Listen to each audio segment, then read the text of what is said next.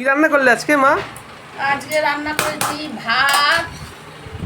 গরম আছে তো ভাত নাকি? হালকা গরম আছে। আচ্ছা, আজকে রান্না করেছি ভাত আর হচ্ছে পটল ভাজা। এই রান্না আজকে শেষ বন্ধুরা? না, এর নিচে অল্প একটু আলু ভাজা লঙ্কা ভাজা আছে। আর করেছি মাংস করেছি, এই যে এখানে আছে।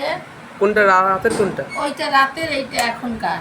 প্রতিদিন বলি রংগুলো খুব সুন্দর দেখায় ফোনে। হ্যাঁ, আর ওই যে ওইখানে কি? খাবার আছে, নিয়ে আয়। আস্তে করে আস্তে করে। ও ডাল। হ্যাঁ, ওটা হচ্ছে সবজি ডাল। আর আছে এখানে? দেখো, ও শশা আছে। হ্যাঁ শশাটা নিয়ে আয়। রাখো এখানে। হ্যাঁ, এই রান্না নাকি আজকে? বন্ধুদের দেখা।